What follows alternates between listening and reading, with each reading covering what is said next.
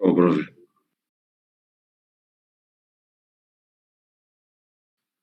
Profe, el jueves vamos a repasar. Ustedes van a repasar. Me imagino, sí, yo no.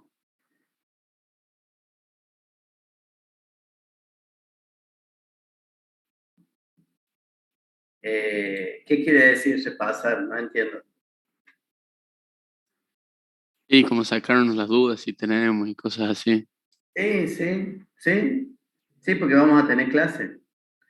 Pero por eso usted, lamentablemente yo a la tarde no tengo tiempo, o sea, estamos en esta semana de examen. Entonces yo tengo ocupada las tardes con los exámenes que les tomo. Pero a la mañana sí, es más, si quiere podemos, el día jueves, habría que ver el día jueves qué podemos hacer. Pero sí, se puede hacer algo. No hay ningún problema.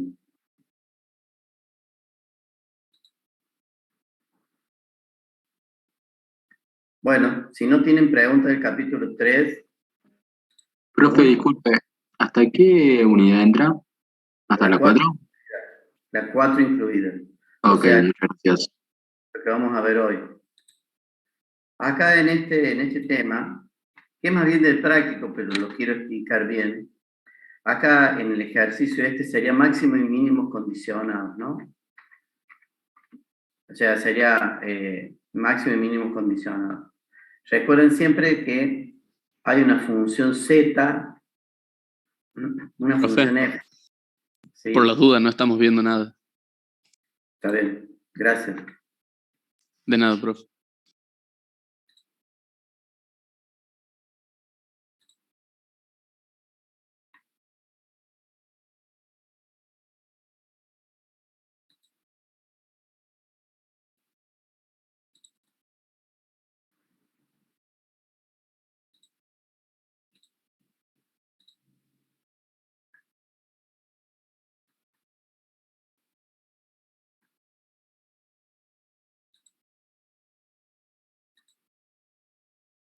Ahora. Bueno, en máximo y mínimos condicionados, siempre había una función f, que es donde queremos buscar el extremo, máximo o mínimo, ¿sí? El extremo. Esa función es la función z, o la f, llamémosle.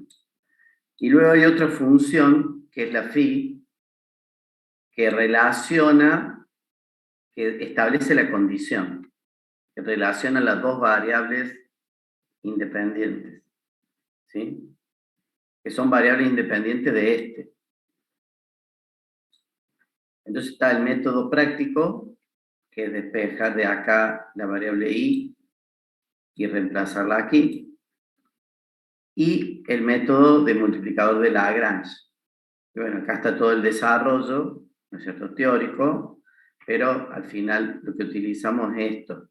O sea, dada una función f, donde queremos encontrar el extremo máximo mínimo, y una función phi, que es la condición entre las variables independientes, con f, a f le sumamos lambda, que es la variable auxiliar, multiplicada por phi.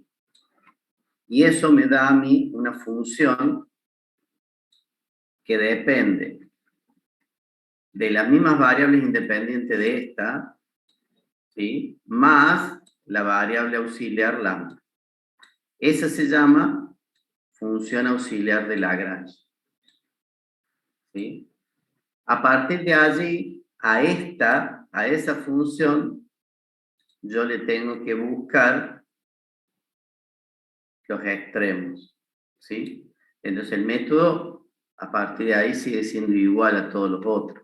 Lo derivo, calculo todas sus derivadas parciales, ¿sí? Y lo igualo a cero, ¿sí? De allí me va a quedar un sistema de 3 ecuaciones con 3 incógnitas, 4 ecuaciones con 4 incógnitas, lo que sea, y por el método de sustitución, resolución de ecuaciones, ustedes encuentran los valores, o sea, los valores x, y, z, lambda, lo que sea, que cumplen con la condición y además es un extremo, un máximo o un mínimo de la función f, de f, ¿sí? Bien. Y el ejemplo que teníamos acá, este ejemplo, básicamente, bueno, se debe construir, ¿no es cierto?, con una caja de cartón, con forma de paralelepípedo rectangular sin tapa, con una capacidad de 32 centímetros cúbicos. O sea, acá adentro tiene que entrar 32 centímetros cúbicos, ¿sí? Pero la forma de la caja puede ser cualquiera, ¿sí? La forma, siempre y cuando gastemos la mínima cantidad de material, o sea, de cartón. Entonces, por un lado, tenemos que tener bien claro que la función condición es el volumen, que el volumen interior de la caja tiene que ser de 32 centímetros cúbicos. Y donde estamos buscando el mínimo, en realidad, que sería la función f, estamos buscándolo sobre la superficie total. Allí yo tengo que encontrar el mínimo, ¿sí? El extremo. Entonces, voy a tener que tener una función f que está relacionada a la superficie lateral, sería esta, más esta, más esta, más esta, más esta superficie de la base. A ese tengo que encontrar el mínimo. Va a tener variables, seguramente va a tener variables x y z, ¿sí? Y x y z no puede ser cualquiera, ¿sí? Tiene que haber una condición que x y z tienen que ser tal que en el volumen haya 32 centímetros cúbicos. Entonces, tenemos una función que me da la superficie de cartón lateral y una función que me da el volumen. Esta sería la función f, como dice ahí, y esta es la función f. ¿Cómo es la superficie? Bueno, sería la base por las dos caras, la frontal y la trasera, por eso está multiplicado 2, la base es una sola, como está sin tapa, las dos caras, la frontal, esta y la trasera, que vale x por z, y las dos laterales, la izquierda y la derecha, que es esta y esta otra. Y el volumen, en realidad, es, acá lo escribo acá, el volumen, que vale igual a 32, ¿sí? Es igual a x por y por z, el volumen de esa, de lo que está adentro. Y recuerden que phi siempre se pone en forma implícita. Phi siempre se pone en forma implícita. Entonces, tomando esta parte, lo que hago yo, el 32, lo paso para el otro lado y me queda esto que está acá, x y z menos 32 igual a 0. Esa sería la función phi. Y esta sería la función f. Entonces, lo único que queda por hacer es armar la función auxiliar de Lagrange. Ponemos la función f, toda esta que está acá, más lambda multiplicado por la función phi. Recuerden, la función phi va en forma implícita. Bueno, listo, ya está. Calculamos las derivadas parciales. Esta sería la derivada parcial de la función auxiliar de Lagrange con respecto a x, con respecto a y, con respecto a z y con respecto a lambda. La igualamos todo a 0, ¿sí? Y me queda un sistema de 4 ecuaciones con 4 incógnitas. El método en general es despejar lambda de cada una de ellas se despeja lambda. De cada una se despeja lambda. Entonces, si tengo despejada lambda de cada una de ellas, ¿sí? Sobre todo de las tres primeras, puedo igualo estas dos, y después igualo estas otras dos. Me queda esta expresión y esta expresión. De ahí voy despejando y me queda básicamente relaciones. Mis relaciones entre las variables de la función f. Me quedan relaciones. ¿Sí? Básicamente, esto me está diciendo que para obtener el mínimo cantidad de material, la base tiene que ser cuadrada y la altura tiene que ser la mitad de una de los lados. O sea, tengo que tener cuadrado esto y la altura tiene que ser la mitad. En esas condiciones yo voy a tener la mínima cantidad de superficie, ¿sí? Sin tapa, ¿no? Tiene que tener estas proporciones. Pero esas proporciones encuentro el mínimo.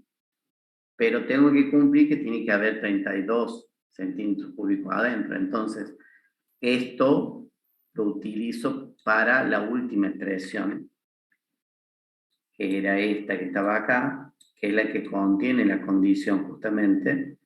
Entonces, reemplazo la X la reemplazo por 2Z. Acá. Reemplazo la Y también por 2Z. Y menos 32. Eso igual a 0. Entonces de acá puedo despejar Z. Z me da igual a 2. Perfecto. Entonces ahora puedo saber cuánto vale Y y cuánto vale X. Y este es el valor. 4, 4, 2. Si ustedes verifican, esto le va a dar 32 centímetros cúbicos. ¿Sí?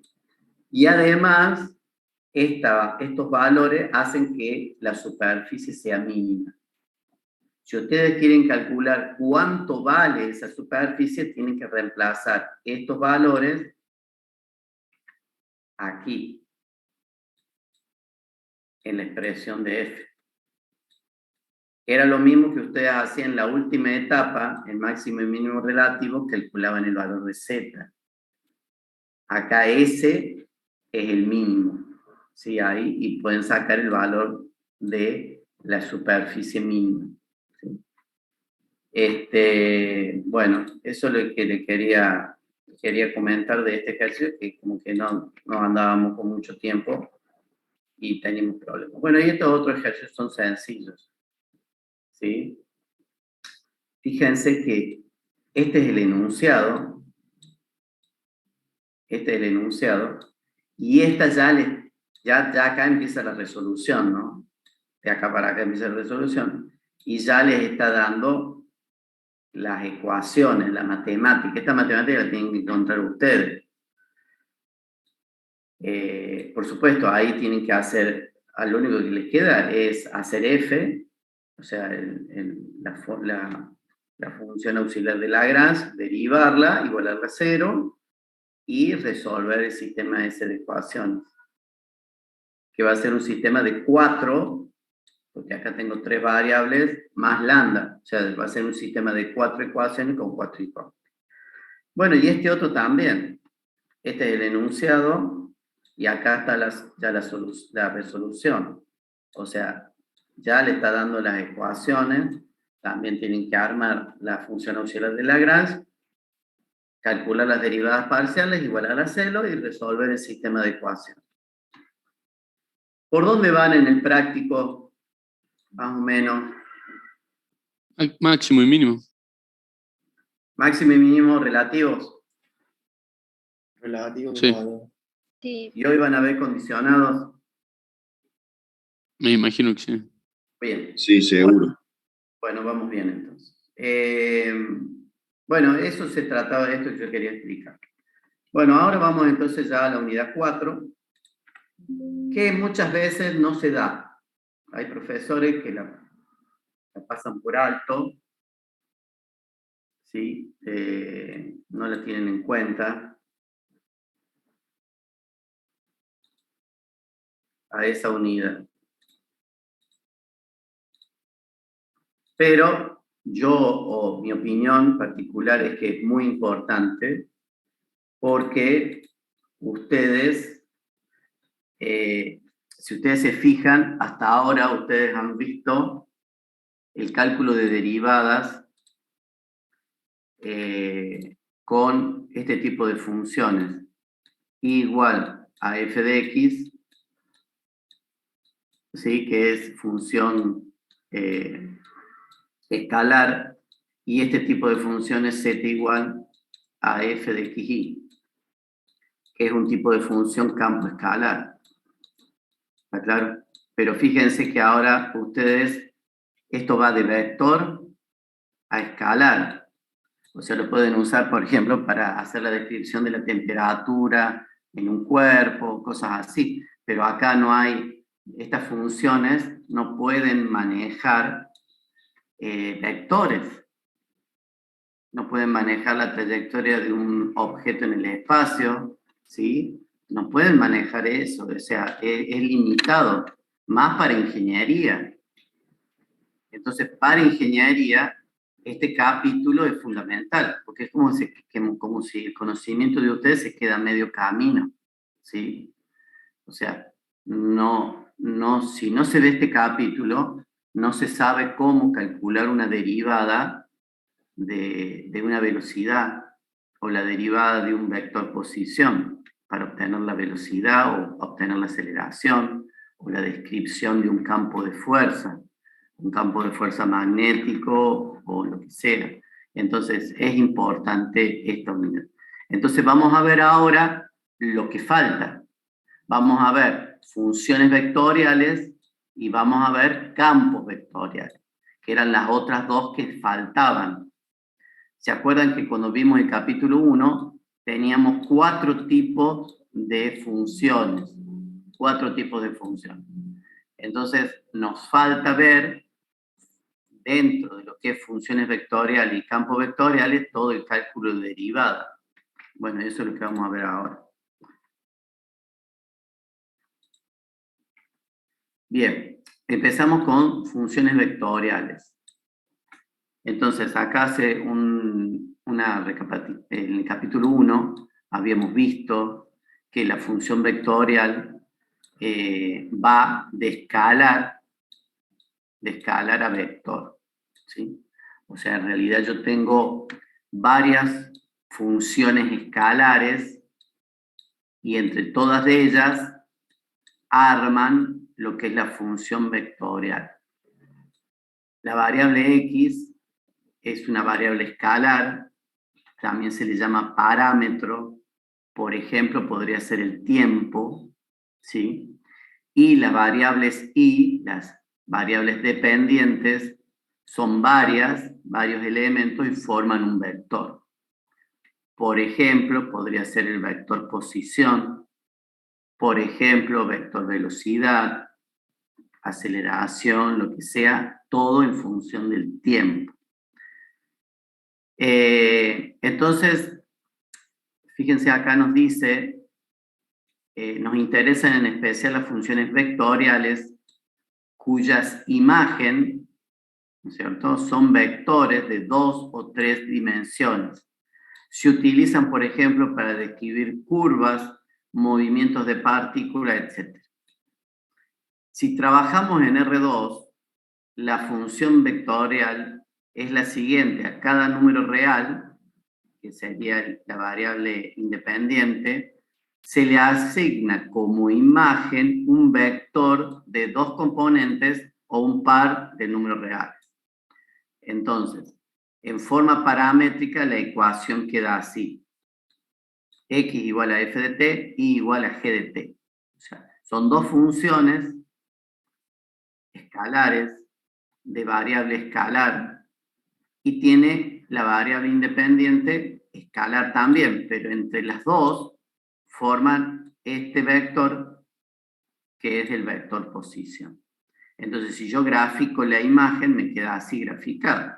El punto P de coordenadas x, y. Recuerden, esto es la imagen para un cierto tiempo t, t1, llamémosle.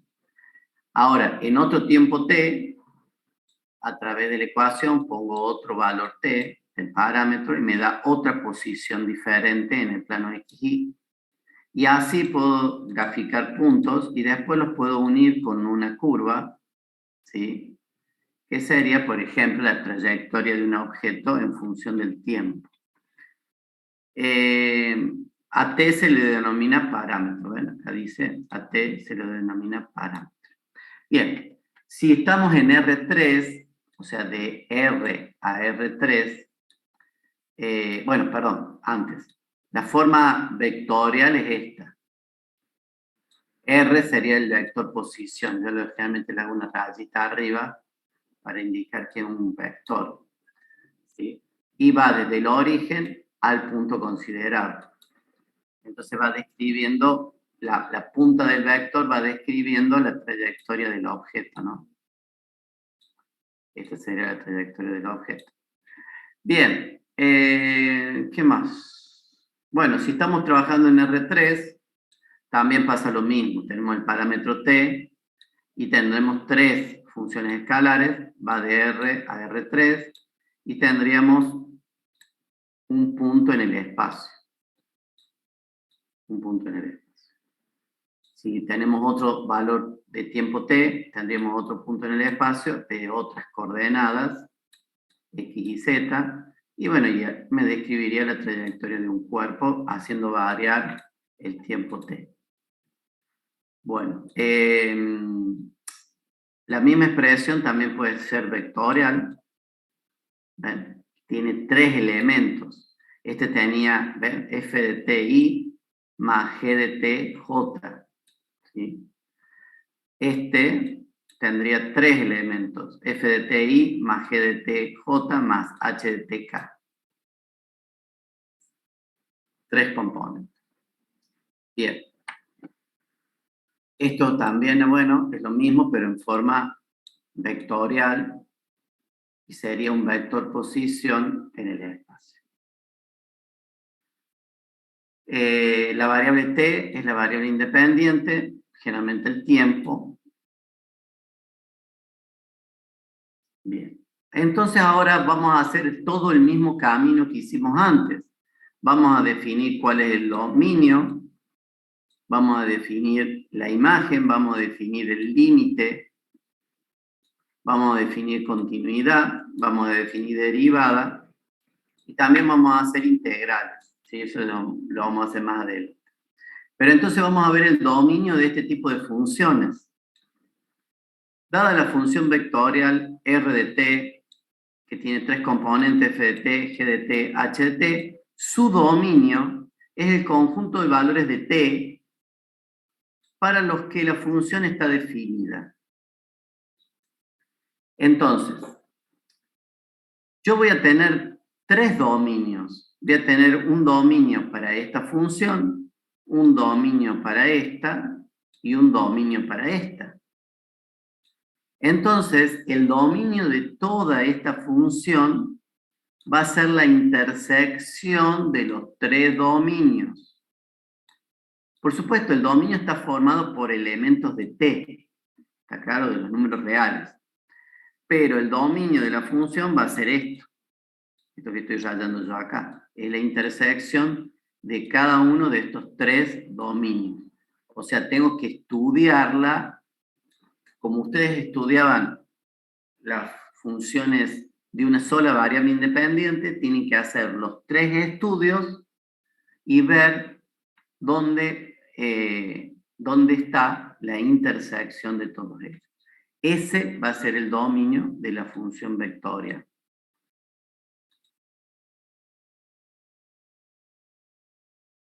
Sí, toda esta unidad, Juan, entra dentro del parcial. Sí, eso lo dijimos desde un principio. Bueno, acá hay un ejemplo.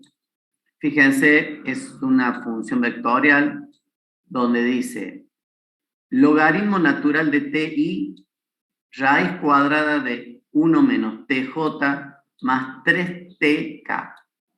¿Sí? Entonces, yo tengo que encontrar el dominio de cada una de ellas.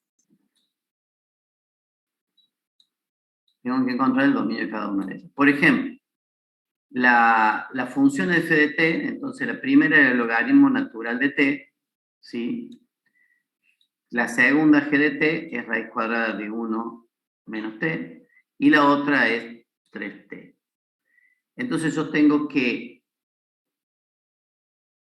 por culpa de este, t tiene que ser mayor de 0. ¿Sí? Por culpa de esta otra, 1 menos t tiene que ser mayor o igual a 0, porque si no la raíz cuadrada no me da. Y por culpa de este nada, este no tiene culpa, digamos, ¿sí? Porque esto es todo R, no hay problema. Entonces yo de acá ya está claro, de acá tendría que despejar yo, ¿sí? Tendría que despejar, que básicamente al despejar me va a dar menos t, ¿sí? Menos t mayor o igual a menos 1, y cuando lo multiplico por menos 1 a todo, ¿sí? No sé si se acuerdan de eso, pierde los dos signos de los ambos lados, pero se da vuelta esto otro, ¿sí? Se da vuelta. Entonces me queda esto, que la condición para la segunda ecuación es que t sea menor o igual a 1, y a la vez t tiene que ser mayor de 0. Entonces, el dominio de la función vectorial R, entonces va para todos los t mayor de 0 y menores o iguales a 1. Ese sería el dominio, ¿sí? El dominio de la función. Bueno, eso en cuanto al dominio. En cuanto al límite, ¿sí? Nosotros teníamos que el límite de una función vectorial RT, siempre la voy a ahí, se obtiene tomando los límites de sus funciones escalares componentes. Es fácil esto, pero hay que saber. O sea, si tengo una función vectorial con dos componentes, tengo que calcular el límite a cada uno de ellos. Y ese va a ser el límite. Así que el límite en este caso es un vector. El límite de una función vectorial es también un vector. Solamente entonces que tengo que encontrar esas tres componentes o dos componentes, lo que sea, y las tengo que encontrar aplicando límite. Entonces, si yo tengo una función r de t así vectorial con tres componentes y quiero calcular el límite en el punto t sub 0, básicamente hago esto. El límite de r de t para t que tiende a t sub 0 va a ser igual, y ponen los tres vectores. Y esos tres vectores, cada uno de ellos es aplicar límite a cada función componente. O sea, sería el límite de f de t para t que tiende a t sub 0, punto y coma, ¿sí? Porque sería otra componente. El límite de g de t para t que tiende a t sub 0, punto y coma. Realmente a mí me gusta, a mí cuando yo aprendí este tema de los vectores, siempre me dijeron que era punto y coma. Ahora yo veo coma y medio que me hace un poco de ruido, pero es punto y coma, ¿sí? Por eso yo siempre le hago punto y coma. Y el límite de h de t para t que tiende a t sub 0. Ahora, ¿cuándo va a existir el límite este? Cuando exista cada uno de estos límites. O sea, el límite de la función vectorial va a existir cuando existan cada uno de esos límites, porque si basta que uno no exista y ya no se puede armar el vector. Y a la vez cada uno de esos límites va a existir cuando el límite izquierda y derecha sean iguales, existan y sean iguales, ¿sí? Entonces, siempre que los límites de las funciones componentes existan. las propiedades de los límites de funciones vectoriales son las mismas propiedades de límites de las funciones escalares. Entonces aquí hay un ejemplo, ¿ven? Pide calcular el límite de R para t que tiende a 0. Y la ecuación es esta que está acá. La función vectorial.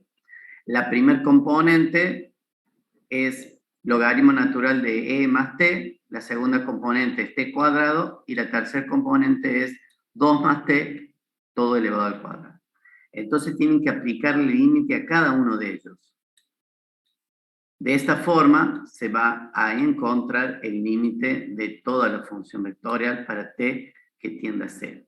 Entonces el límite de este, calculan el límite, les va a dar 1, el límite de este les va a dar 0, y el límite de este le va a dar 4. Así que el vector es 1, 0, 4. Así que sería 1i más 0j más 4k. ¿Sí? Bien, eso era con respecto al límite. El tema de continuidad. Entonces, una función vectorial, de nuevo, r de t, es continua en un punto t igual a t sub 0 si, por un lado, existe el límite en ese punto, por otro lado, existe la función en ese punto, y por otro lado, son iguales el límite al valor de la función en el punto. O sea, es la misma definición de continuidad, pero todo en forma vectorial. Entonces, por un lado tengo que encontrarle el límite, y es el límite de cada componente, tiene que existir. Y por otro lado tiene que tener en el punto, la función tiene que tomar un valor real en cada componente. Y a la vez, este límite tiene que ser igual a esta componente. Este límite tiene que ser igual a esta otra componente. Y este límite tiene que ser, aparte de existir, tiene que ser igual a esta otra componente. Esa va a ser la condición de continuidad, ¿sí? En el punto t igual a t sub 0, ¿sí? Bien. ¿Alguna pregunta? No, profe. Bueno, yo no sé si a ustedes le han dado alguna directiva que no me pregunten nada, pero si ustedes pregunten tranquilo, ¿no? Después porque después van a empezar los problemas. O sea, pregunten. No hay ningún problema, ¿no? O si quieren, después pregunten al final de la clase, cuando yo les digo, bueno, ¿tienen alguna pregunta? Bueno, hay preguntas. Bueno, eso es con respecto, fíjense, hemos visto todo funciones vectoriales y hemos hecho un repaso grande de la forma de graficar, de la forma de escribirlo, paramétrico o vectorial, de lo que es el dominio de la función, lo que es el límite, que es cómo se calcula, lo que es continuidad. Ahora vamos al otro punto, este tema de curvas. Hay una relación entre funciones vectoriales y curvas, ¿sí? Curvas sean en planas, que están contenidas en un plano, o sea, curvas alabeadas, que en general están en el espacio. Entonces, hemos visto que las curvas planas o curvas en R2 pueden ser representadas como imagen de las funciones escalares y igual a f de x o x igual a g de y, o sea, cambiando las variables, ¿sí? Eso ustedes ya lo sabían, o sea, si yo tengo una función ahí así igual a f de x, ¿sí? Ustedes tienen que, esa curva va a tener esta forma y está dada por esta ecuación, ¿sí? Pero también se puede representar como la curva como una función vectorial. ¿Por qué? Porque uno parametriza la variable, ¿sí? Y le queda expresa de esta forma, en forma paramétrica, ¿sí? Entonces uno relaciona los xy con el parámetro t, ¿sí? Ya está. O sea, básicamente, ¿qué hace? Si uno tiene la función y igual a f de x, ¿sí? Uno dibuja la curva relacionando x e y, ¿sí? Si uno lo quiere parametrizar, bueno, no hay problema. Directamente x, uno lo hace igual a t, ¿sí? Y luego me queda y en función de f de t, ¿sí? Entonces me queda un sistema ahí armado, que básicamente es esto que dibujamos acá. ¿Está claro? Entonces yo directamente hago contar el tiempo y a partir del tiempo me da un valor de x y de y grafico esto. O sea, es lo mismo, es exactamente igual tener una función vectorial que casi directamente la imagen de la función vectorial representa la curva.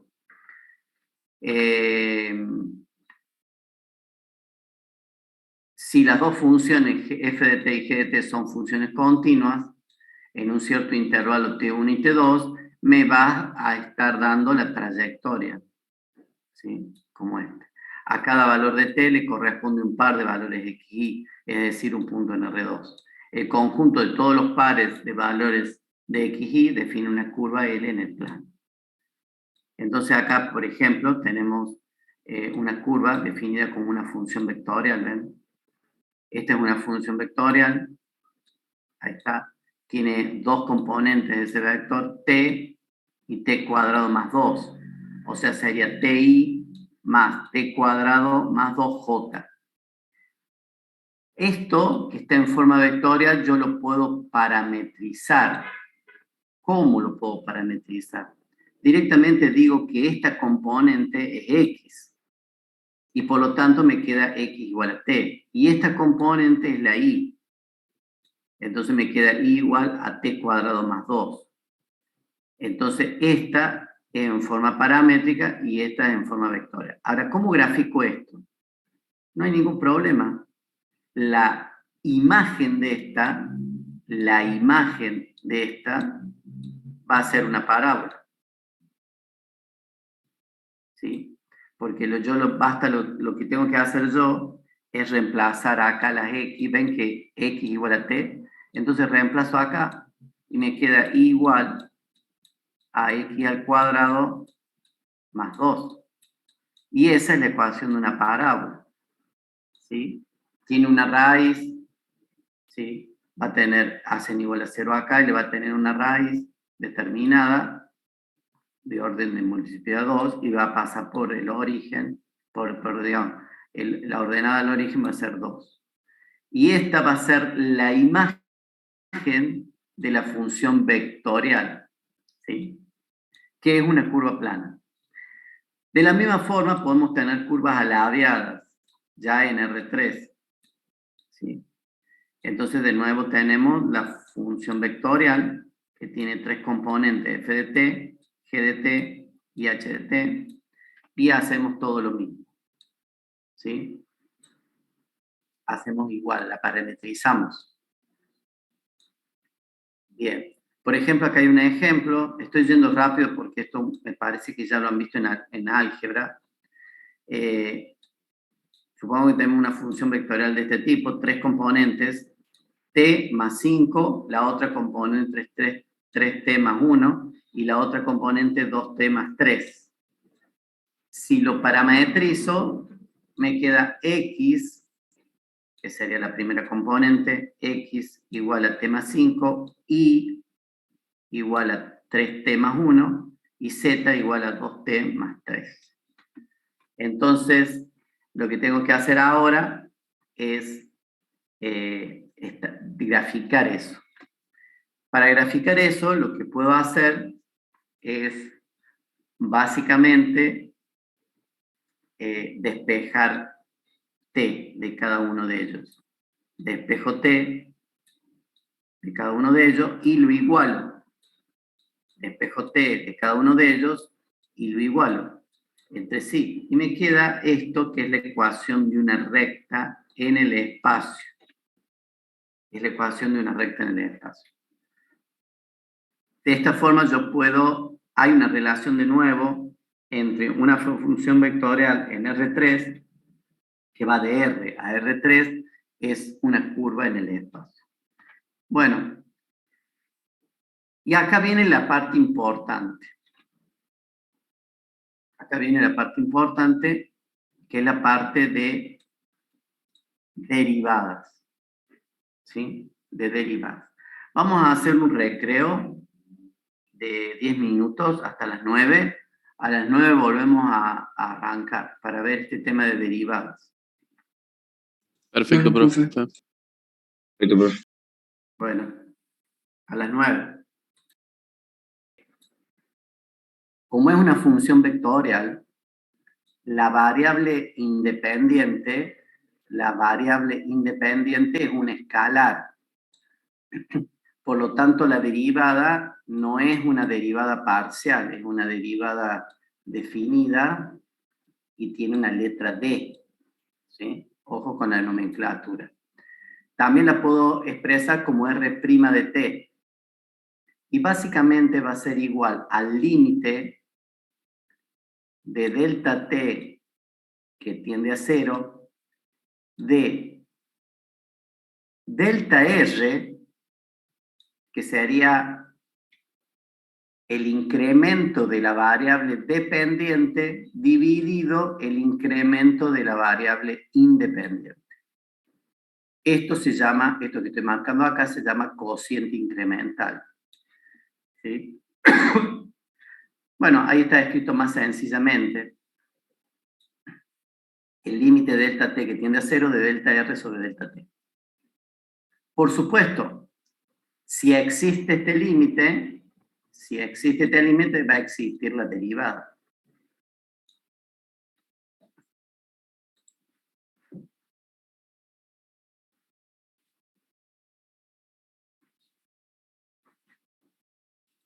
Bueno, eso por un lado. Por otro lado, es interesante ver a qué es igual delta R. Delta R es la variable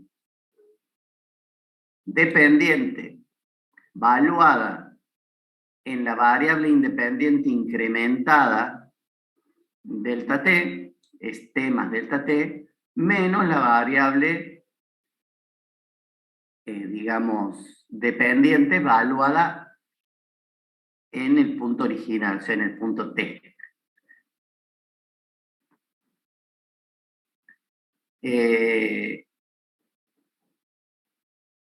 Aplicando la definición de derivada a las funciones escalares componentes del vector, tendremos lo siguiente. Como esto era un vector, es una resta de vectores, ¿sí? Esta resta de vectores tiene 3 componentes, ¿sí? Así que esto también es un vector, delta R también es un vector, y tiene 3 componentes. Entonces tenemos que la derivada de R con respecto a t también va a tener 3 componentes. ¿Sí? También va a tener 3 componentes. Y cada una de esas componentes son derivadas de las funciones escalares. Es otra forma de verlo. O sea, esta en forma vectorial y esta en forma de cada una de los componentes escalares. Entonces, cuando yo derive una función vectorial, en realidad estoy derivando cada una de las componentes y obtengo un vector. Eso también es importante, o sea, la derivada de una función vectorial vuelve a ser una función vectorial en general. Es decir, que la derivada de una función vectorial se obtiene derivando cada una de sus funciones escalares componentes. Y el módulo de esa derivada va a ser igual a esto, raíz cuadrada de cada una de ellas. Elevado al cuadrado y sumado. Y va a ser el módulo. Y claro, porque era el módulo de un vector. Entonces, la función vectorial era un vector, era una función vectorial, y la derivada de vuelta es una función vectorial. ¿Sí? Bien, acá, no sé si acá está. Acá volvemos al punto por eso me estoy deteniendo bastante para que lo comprendan, porque esto a la vez sirve para otras materias, por ejemplo, para física. Fíjense que esta es la resta de dos vectores. El vector en t más delta t menos el vector en t. Entonces, acá está esta gráfica. Si ustedes tienen acá el origen, ¿sí? Tienen el vector t en el punto, el vector r en el punto t más delta t, y tienen el vector en t, el vector r en t. Estos son dos vectores. Y la resta de dos vectores va a ser este vector, ¿sí? Que le llamamos delta r. Es este menos este otro. ¿Sí? Esas son las restas de los vectores. Así que este vector, el vector resta, no tiene la dirección de ninguno de ellos, ¿no? Son vectores. Entonces acá, por ejemplo, tenemos la trayectoria de una partícula en el espacio. ¿Sí? Este sería el vector r en t, y este sería el vector r en t más delta t. Por lo tanto, el vector delta r sería este, el vector delta r. Pero el vector delta r, perdón, el vector delta r, está dividido por delta t. El vector delta r está dividido por delta t. Y es un vector dividido en escalar. O sea, la división esa me vuelve a dar un vector, pero de módulo diferente, el mismo sentido, en la misma dirección, y distinto módulo, porque está dividido por un escalar. Entonces, ese sería este cociente, delta R sobre delta T. Si delta T es mayor de 0, el vector delta R sobre delta T es paralelo al vector delta R. Y al tender delta T a 0, el punto M1, se acerca al punto M, y este vector se acerca a un vector que está en la tangente geométrica a la curva en el punto M. Entonces, en el límite, que es justamente la derivada, el vector R', que es la derivada, es un vector tangente geométrica a la curva definida por RT en el punto M, siempre que R' de T exista y sea distinta de 0. Entonces, a lo que voy. La derivada, si la función R describe la trayectoria de una partícula en función del tiempo en el espacio, la derivada en un punto va a tener la dirección de la tangente, ¿sí? Va a tener dirección a la tangente geométrica en el punto a la curva. Y esa derivada, ¿sí? Fíjense, es delta R, o sea, es una distancia espacial dividido el tiempo, o sea, es una velocidad. R' sería una velocidad. Y esa velocidad en todo punto es tangente a la trayectoria. ¿Sí? Esto seguramente ustedes lo han vuelto a ver en física. ¿Sí? Bien. Entonces ven acá tienen un ejemplo, calcula la derivada. Esta es la expresión de una función vectorial. Puede ser, por ejemplo, la trayectoria de un cuerpo. Y esta es la derivada. Entonces se deriva cada una de estas.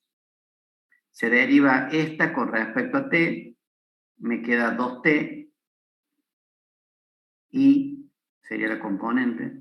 Esta se deriva con respecto a t, sería coseno de 4t por 4, y esta la deriva con respecto a t y le queda 2.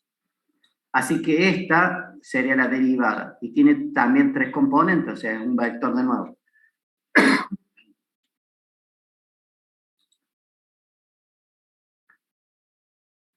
Juan, sí, es una velocidad tangencial, pero no digan tangencial, porque esto no es necesariamente un movimiento circular. Es una partícula, o sea, si ustedes ven ven un avión haciendo bucles en el aire, ¿sí? Ese avión tiene una trayectoria, ¿sí? Si a esa trayectoria ustedes la ecuación de la trayectoria le calculan la derivada, les va a dar una velocidad. Y ese vector velocidad en todo punto es tangente a la trayectoria, ¿sí? En todo punto es una propiedad que tiene, que es tangente a la trayectoria en todo punto, más allá de la magnitud, ¿no? Por eso no es velocidad tangencial, no, es la velocidad absoluta, ¿sí?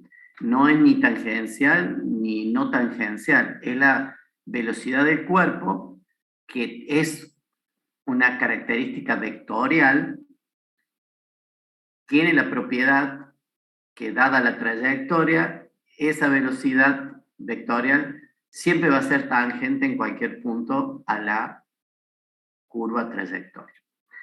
Bien, pero lo mismo, ustedes tienen que, si esta es la posición del cuerpo para un instante t, su derivada es la velocidad, y si vuelven a derivar, ¿qué sería si vuelven a derivar con respecto a t? Aceleración. La aceleración. La aceleración sería si vuelven a derivar. Acá lo importante es tener en cuenta que la derivada es el límite del cociente incremental, y el cociente incremental en el denominador es delta R, o sea, es un vector que no tiene en general ninguna de estas dos direcciones, ¿sí? Justamente tiene la dirección hacia dónde se mueve la partícula, que en el límite es tangente a la trayectoria. O sea, acá es una secante, ¿sí? Es una secante, porque estoy tomando un intervalo discreto, estoy haciéndole pequeños saltitos, pero cuando delta t tiende a 0, esta secante se mueve y termina siendo tangente. Eso justamente es la velocidad, llamémosle, Juan, vos le llamaste, sería la velocidad instantánea en el punto, ¿sí? Velocidad instantánea en el punto. Bueno, no sé por qué está quedando en las otras, está ese orden. Bueno, eso era importante, verlo bien, para que entiendan el tema que les sirva para otra materia, ¿no? Bien, recuerden esta grafiquita. Esto es delta R, esto es delta R, y en general el cociente incremental, cuando dividen un vector por un escalar, tiene la misma dirección, el sentido puede cambiar, supongamos que este siempre sea positivo, la dirección, el sentido va a ser el mismo sentido, pero puede tener magnitud diferente porque estoy dividiendo un vector por una escala, entonces le afecta directamente al módulo del vector. Ahora, esto en el límite para delta t que tiende a 0, digamos, queda un vector que me queda tangente a la trayectoria en el punto, ¿sí? Con un cierto módulo determinado. Eso vectorialmente.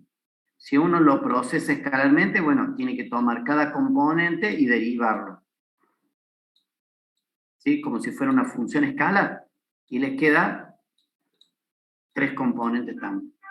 Bueno, por supuesto, bueno, acá está el tema. Si yo puedo volver a derivar, eso se llama derivadas sucesivas, ¿sí? Entonces, en el ejemplo anterior puedo volver a derivar, ¿sí? Así que sería R segunda de t, y vuelvo a derivar y obtengo de nuevo una función vectorial,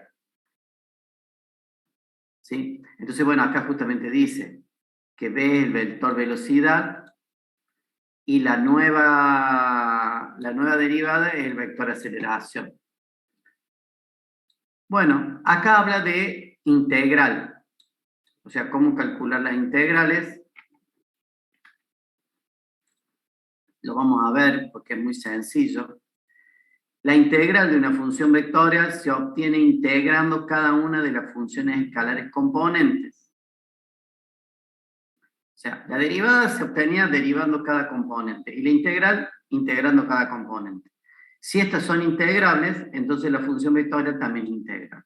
Entonces, si ustedes tienen una integración de r de t vector desde t1 hasta t2, tienen que integrar cada componente. Y les vuelve a dar, ¿qué? Un vector de nuevo. O sea, la integral de una función vectorial, de nuevo les da una función vectorial. Acá hay un ejemplo, este sería el vector t cuadrado 1 menos t, e a la t. Y calcular la integral de 0 a 1. Entonces integran cada uno de ellos. Ah, perdón, ahí ya me equivoqué. No les vuelve, puede que no les vuelva a dar, si es una integral definida, puede que no les vuelva a dar una función vectorial, en realidad les va a dar un vector.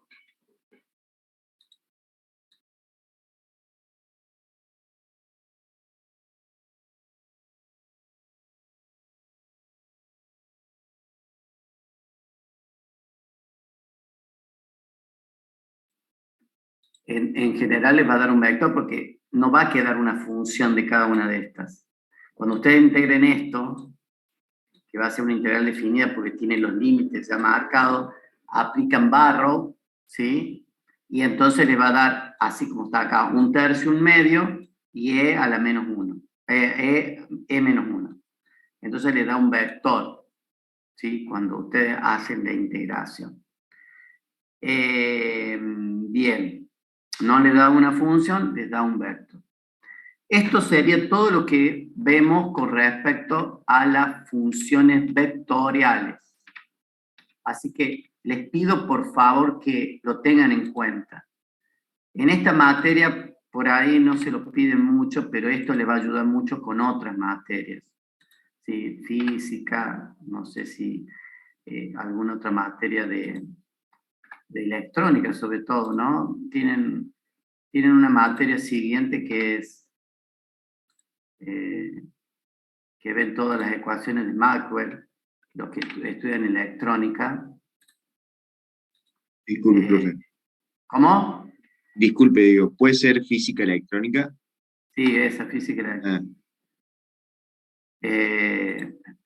Y bueno, ven todo esto, o sea, ya de acá parten de entrada. Está bien, ustedes después analizan modelos simplificados, donde ya no trabajan en 3 dimensiones, sino trabajan en 2 dimensiones o en una. Cuando ustedes analizan un modelo simplificado, le van quitando dimensiones. Entonces ya la función vectorial ya no es tan vectorial, es escalar y deriva en escalares. Me explico que le da otro escalar, porque le van quitando dimensiones, pero son simplificaciones, ¿sí? del modelo general. Bueno, entonces hemos visto de las funciones vectoriales, hemos visto, bueno, básicamente cómo se arman, que representan la imagen, ¿sí? En 2D y en 3D, ¿sí? Vimos cómo se calculan los límites, ¿sí? Que el límite de una función vectorial son el límite de cada una de las componentes. Vimos lo que era dominio, es la intersección de cada uno de los dominios. Vimos lo que era continuidad, ¿sí? Tiene que haber continuidad en cada una de las componentes. La relación que hay entre estas funciones vectoriales y las curvas en general, planas o alabeadas. Vimos cómo se calcula la derivada y qué es la derivada de una función vectorial, ¿sí? Por un lado, para calcularlo, la derivada de una función vectorial, hay que derivar cada una de las componentes escalares. Está bien. Pero les vuelve a dar un vector, ¿sí? ¿Y qué representa ese vector? ¿Sí? Acuérdense del cociente incremental, que hay un delta R allí que no tiene la dirección de los otros vectores, que en realidad tiene dirección de la secante, y en el límite es la dirección de la tangente a la curva. Bien, derivadas sucesivas se pueden volver a calcular, y la integral de una función vectorial, cuando integramos cada una de las componentes escalares, evaluamos y obtenemos un vector. Bueno, y ahora tenemos que pasar, en el poco tiempo que nos queda, tenemos que ver campos vectoriales, que es el último tipo de función que hemos visto. Los campos vectoriales van de vector a vector. Acá va de vector a vector. Va de Rn a Rm. O sea, tengo varias variables independientes y varias variables dependientes. Las varias variables independientes forman un vector en el dominio, y las varias variables dependientes forman otro grupo de vectores que serían la imagen. O sea, va de vector a vector. Bueno, entonces ahora tenemos que ver todo lo mismo para esto. Todo igual. Entonces, esto ya lo vimos, que es cómo se grafica este tipo de funciones. Entonces, como van de R2 a R2, por ejemplo, yo grafico el dominio con puntos en el plano de XY, y relacionado a esos puntos le dibujo la imagen, como si fuera una flechita, que sería la imagen. La imagen también va a ser un vector, en este caso de 2D, y lo hago a través de alguna escala adecuada, pero un vector que nazca del punto correspondiente del dominio. Bueno, ahí hay ejemplos, ¿sí? Y luego tienen en R3. En R3 va de R3 a R3. Perdón, acá está, de R3 a R3. Este va a ser variables X y Z, y acá va a tener variables Fx, Fi o Fz, o si quieren ponerle P, Q y R. Este formato lo vamos a volver a ver cuando veamos este formato que está acá, que lo voy a marcar bien. Lo vamos a volver a ver cuando veamos integrales curvilíneas. Esto justamente es típico campo vectorial. O sea, dado variables independientes X y Z, ¿sí? Me dan tres componentes, P, Q y R, que serían las componentes de F. F tendría f de x, f de y y f de z, o sea, f sub x, ¿no es cierto? Perdón, acá, f sub x, que sería p, f sub y, que sería q, y f sub z, que sería r. Y bueno, se grafica de la misma forma. Yo tengo un punto M en el espacio, coordenadas x, z, reemplazo acá en la ecuación, y obtengo las correspondientes P, Q y R que me forman el vector F. Cuando yo lo grafico a través de una escala adecuada, el vector R naciendo en el punto correspondiente del dominio, como si fuera un vector en el espacio, ¿no?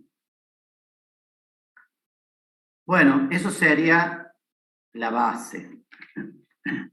Ahí tenemos un ejemplo. Entonces estoy graficando al mismo tiempo dominio e imagen de este tipo de gráficas. Dominio e imagen al mismo tiempo. Bueno. Y ahora tenemos que ver cómo se calcula la derivada de un campo vectorial. Entonces, dado un campo vectorial como este, que va de Rn a Rm, la derivada de eso, en realidad, va a ser una matriz. La matriz que se llama matriz de derivadas o matriz jacobiana. Ya la habíamos llamado alguna vez matriz jacobiana. Es una matriz armada con derivadas parciales. ¿Sí? ¿Por qué?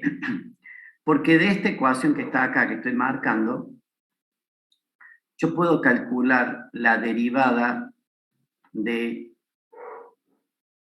Puedo calcular la derivada de f con respecto a x1, derivada de f con respecto a x2, derivada de f con respecto a xn. Esas derivadas son todas derivadas de esta. Y esas son derivadas parciales. Y yo las ordeno acá en la fila. De la otra ecuación, de la otra función, que es, esto es un campo escalar, puedo hacer lo mismo. Y así voy armando filas. Y voy a armar m filas, o sea, acá voy a tener m filas, y voy a tener n columnas. Eso va a ser la derivada de la función, que se llama matriz de derivadas parciales. Eso va a ser la derivada de un campo vectorial. Acá dice también que, todavía no lo hemos visto, que este va a ser el gradiente de la función f1, o sea, de este. Cada una de esas filas va a ser un gradiente. Todavía no vimos lo que es gradiente. Pero va a ser una matriz de 1 por m, o sea, una sola columna, de m por 1, perdón, que va a estar formada por todos los gradientes, cada uno de los gradientes de las funciones, de los campos escalares componentes. Esa es la derivada de un campo vectorial.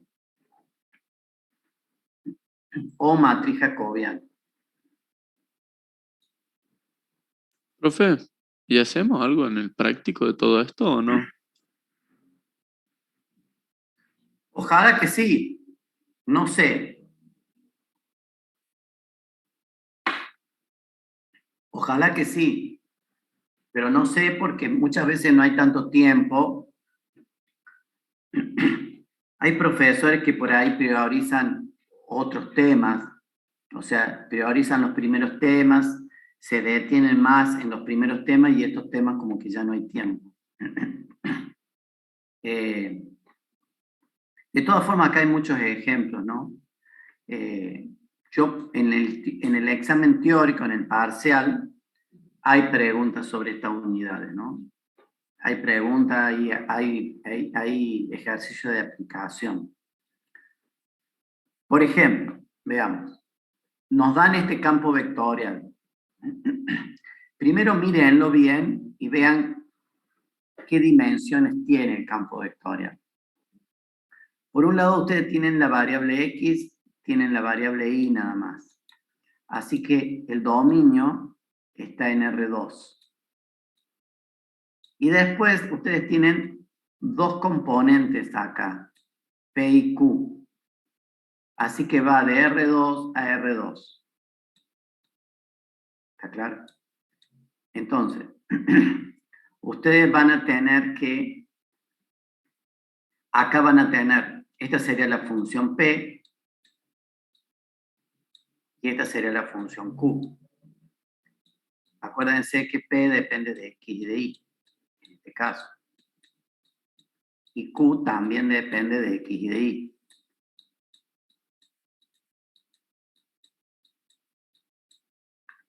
Entonces, les voy a explicar cómo se arma. Acá, cada uno de estos serían derivadas parciales, ¿sí? De P y de Q con respecto a X y a Y. Entonces, acá ustedes tendrían las derivadas parciales de la función P. Acá las derivadas parciales de la función Q. Acá tendrían las derivadas parciales con respecto a X. Y acá las derivadas parciales con respecto a Y. O sea, se van ordenando en columnas, en cada columna derivadas parciales de la misma variable. Y en las filas, derivadas parciales de la misma función. Entonces, empieza. Acá vendría la derivada de P con respecto a X. Acá vendría la derivada de P con respecto a Y. Acá vendría la derivada de Q con respecto a X. Y acá vendría la derivada de Q con respecto a Y. ¿Sí? Ese es digamos, la lógica para armar las matrices. Entonces, la derivada de P con respecto a X deriva en esto con respecto a X. Sería 3X cuadrado. La derivada de P con respecto a Y sería directamente menos 1. La derivada de Q con respecto a X sería 2X más 2Y. ¿Sí? Y la derivada de...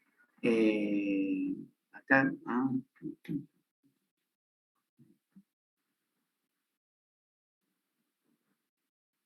sí, 2X más 2Y. Y la derivada de esto sería... Ahí hay algo raro, ¿qué pasó?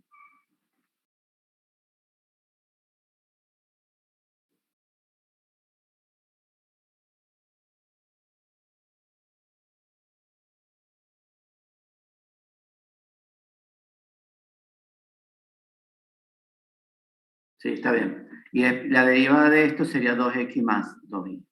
Así que ahí quedaría armada la derivada o matriz jacobiana de la función vectorial. Así que cuando ustedes digan matriz jacobiana o matriz de derivadas parciales, es lo mismo. ¿Sí? Recuerden eso. Algún profesor les dice, bueno, ¿y cómo es la matriz jacobiana? Ustedes rápidamente tienen que entender que le está pidiendo la derivada de un campo vectorial. Y es una matriz armada con derivadas parciales. Eso es lo que tienen que recordar siempre. ¿Sí? Por ejemplo, si tenemos un campo vectorial en R3, vemos este análisis. Fíjense que depende de X, de Y, de X y Z, de X y Z. O sea, va de R3 a, y ven que tiene 3 componentes. ¿Sí? 3 componentes, así que va de R3 a R3. Esta función, este campo vectorial. ¿Sí? Entonces, cuando ustedes armen la matriz jacobiana o la matriz de derivadas parciales, Este es la función P, la componente P de F. Esta es la función Q y esta es la función R. Entonces acá ustedes tendrían, en esta fila, tendrían las derivadas parciales de P. Acá tendrían las derivadas parciales de Q y acá tendrían las derivadas parciales de R. Aquí tendrían las derivadas con respecto a X, esta es la derivada con respecto a Y, y acá las derivadas con respecto a Z. Entonces acá ustedes tendrían la derivada de P con respecto a X.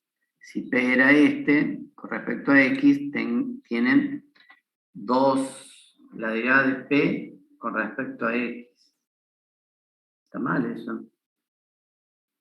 Ahí hay un error. Es 2y, ¿no? Sí. Sí. Acá es 2x. Acá vale 0. Está bien. La derivada de q con respecto a x, está bien, es yz. Esta es xz y acá es xy. Está bien. La derivada de esta con respecto a x vale 0. Esta vale esto, está bien. Y esta vale 3, está bien. Esta también. Las otras también. Ahí está mal, ¿eh? Capaz que en el apunte está corregido. Pero bueno, esto está mal. Bueno, esa sería la matriz jacobiana o matriz de derivadas parciales de un campo vectorial. Bueno, ahora, ¿qué pasa si tienen un campo escalar? O sea, si tienen un campo escalar, ¿sí? Quiere decir que tienen una sola de estas nada más.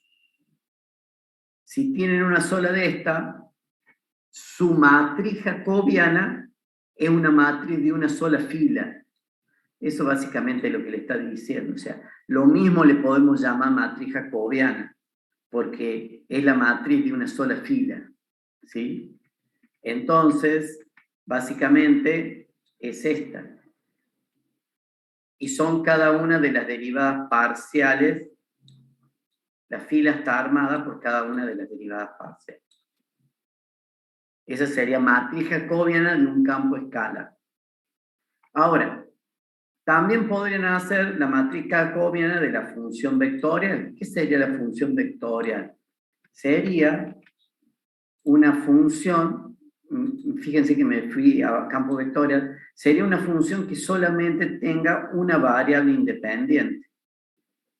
Esto no lo tendría. ¿Está claro? Por lo tanto, sería una matriz de una sola columna. Nada más. ¿Está bien? De una sola columna. Entonces, es lo que está mostrando acá.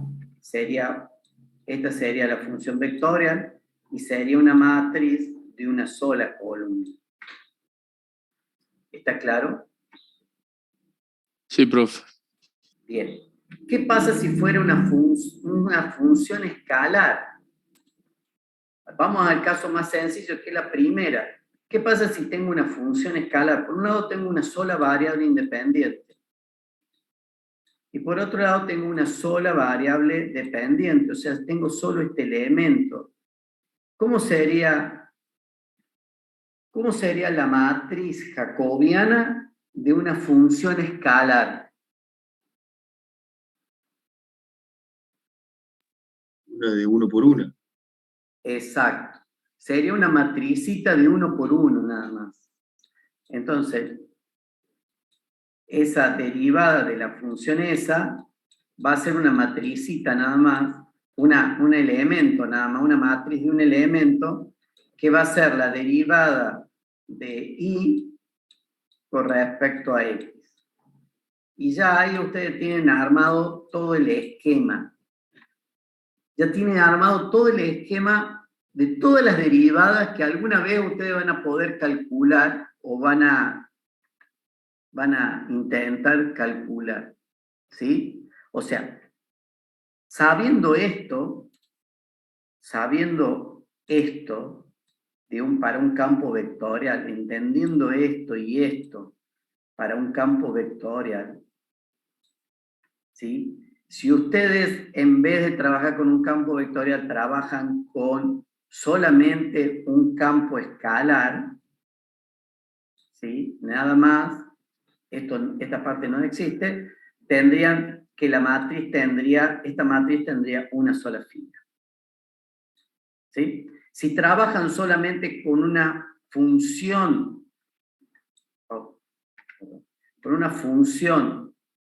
vectorial, esta parte, su matriz jacobiana o matriz de derivada tendría solamente una columna. Y se trabajan solamente con un campo, con una función escalar, de las más sencillas que ustedes han tenido. ¿Sí? Van a tener solamente esto, nada más, y van a tener que su matriz jacobiana solo va a tener un elemento, nada más, que va a ser ese, que no va a ser una derivada parcial, sino va a ser una derivada definida, por eso va a tener una letra D ahí. ¿Sí? Nada más. Bueno,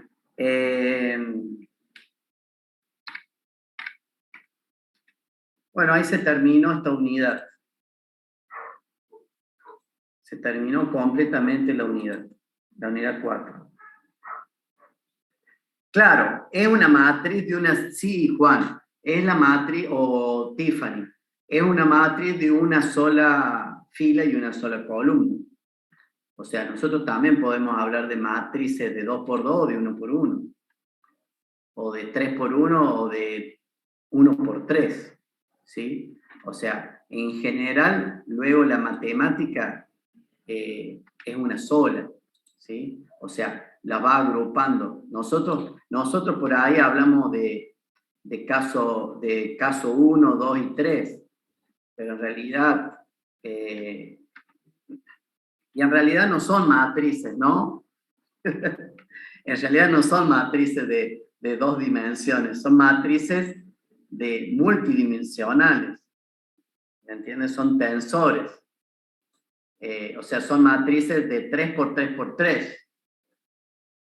¿Me explico? Como si fuera un cubo Rubik. No sé si ustedes alguna vez han visto un cubo Rubik, pero son elementos dentro de un elemento general que tiene varias dimensiones. ¿Sí? Simplemente que nosotros, en nuestros análisis de ingeniería, vamos simplificando, vamos quitando dimensiones. ¿Sí? Vamos simplificando porque el flujo o el campo es uniforme, entonces vamos eliminando dimensiones. Al nosotros tener un campo vectorial donde las magnitudes no varían en una dimensión, o no varían tanto, esa dimensión la quitamos, ¿sí? Y trabajamos con una dimensión menos. Entonces, de 3 dimensiones pasamos a 2, de 2 dimensiones pasamos a 1, ¿sí? Vamos poniéndole hipótesis, ¿sí? Al problema y vamos resolviendo en forma más simplificada. Pero bueno, tengan en cuenta lo general, ¿no? Eso es importante, tener en cuenta la cuestión general. Claro, mañana empezamos con la parte de integrales, Iván. Sí, pero hasta acá es lo que va. Lo que ocurre es que yo, sin querer, me salté una parte de la unidad 3, creo que fue de la unidad 3, yo me salté una parte. Ahora les muestro que lo vamos a tener que ver mañana. No de la unidad 3, perdón, no, de la unidad 2. Me salté una parte. Ahora les muestro dónde está acá.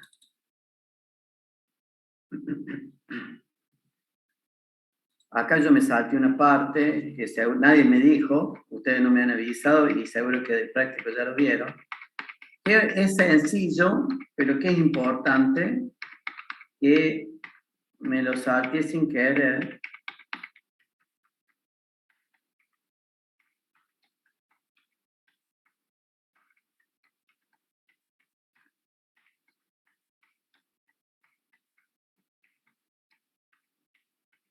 Es esta.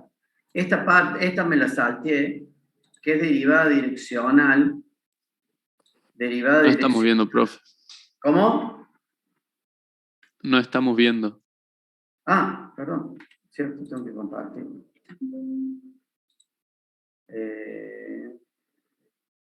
Perdón.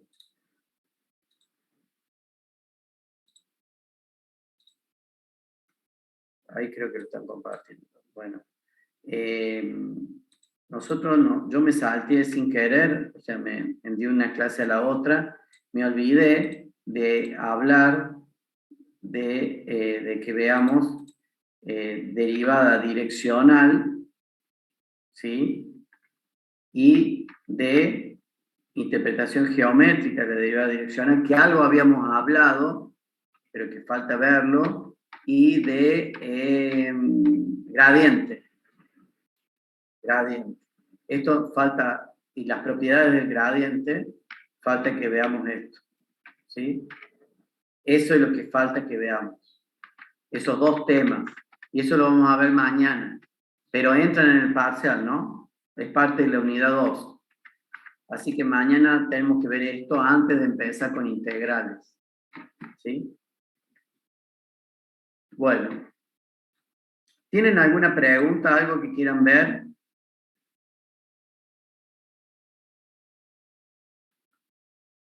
Algo que quieran preguntarme.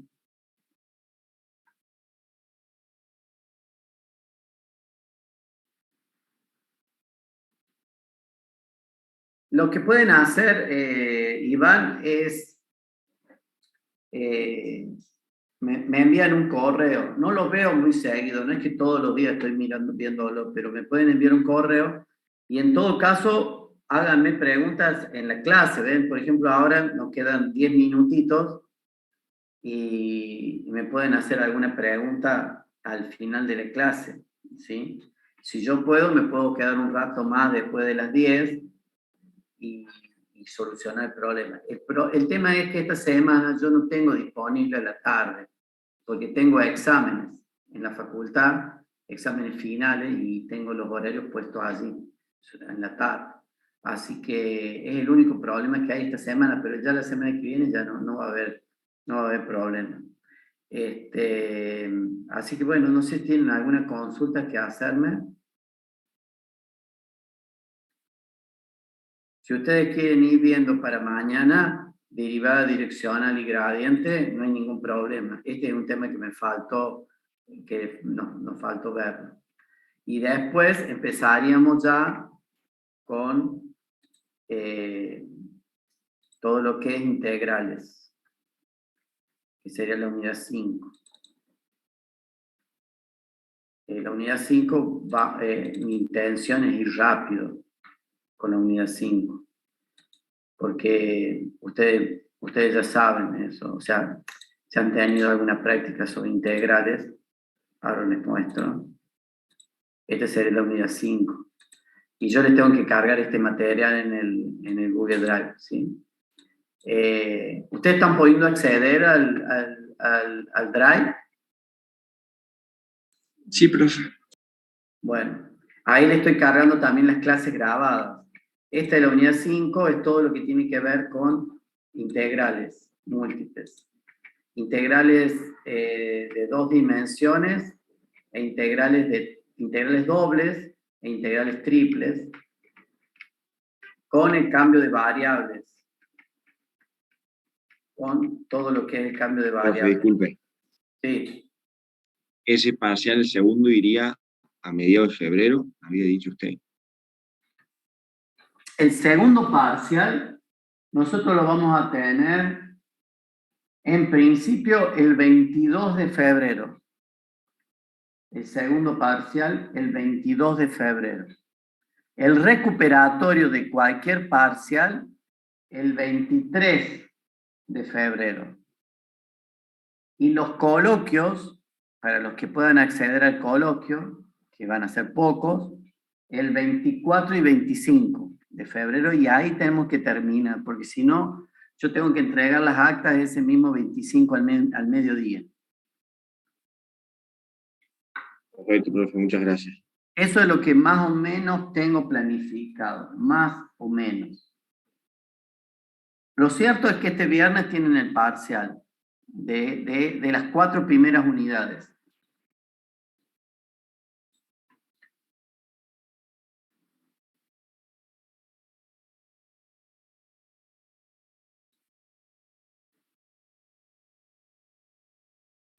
Profe, ahí en el chat están preguntando a qué hora es el parcial.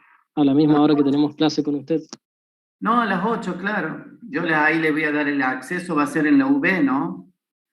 Yo allí les doy el acceso a la UB y ustedes rinden ahí. ¿Qué sería múltiple opción, profe? Sí, sí, sí.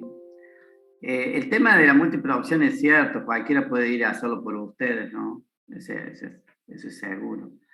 Pero bueno, así está establecido. Lo que pasa es que después uno se da cuenta en el coloquio.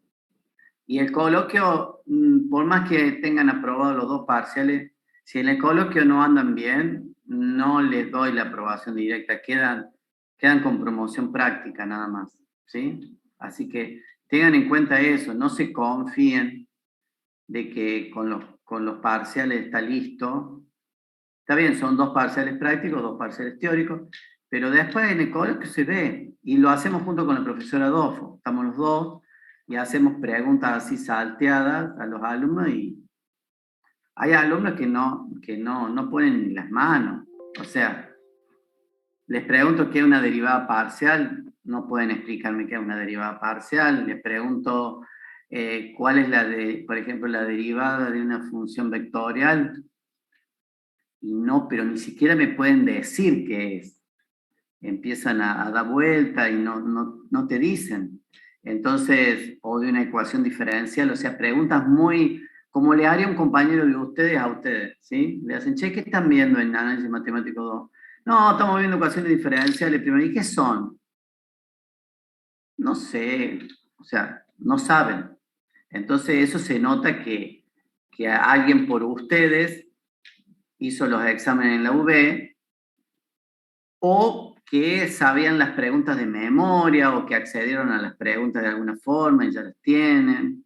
Y eso todo se puede dar en estas circunstancias, pero con el coloquio la verdad que uno ahí hace un filtro bastante grande. Bueno, los dejo entonces. ¿Quién? Todos no, van a ser poquitos. Aproximadamente un 15% más o menos, lo que hacen aprobación directa. 15, 20%, alrededor de eso. Pero está bien, sigue estando bien, porque el resto promociona, la gran mayoría promociona la parte práctica. Bueno,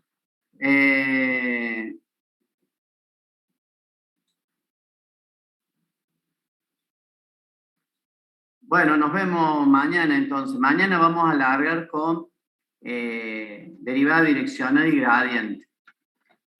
Vamos a hacer un recreo y ahí empezamos con integrales. Bueno, nos vemos después. Nos vemos mañana. Hasta luego. Hasta luego, profe. No, profe, gracias por la clase. Chao, profe. Hasta luego.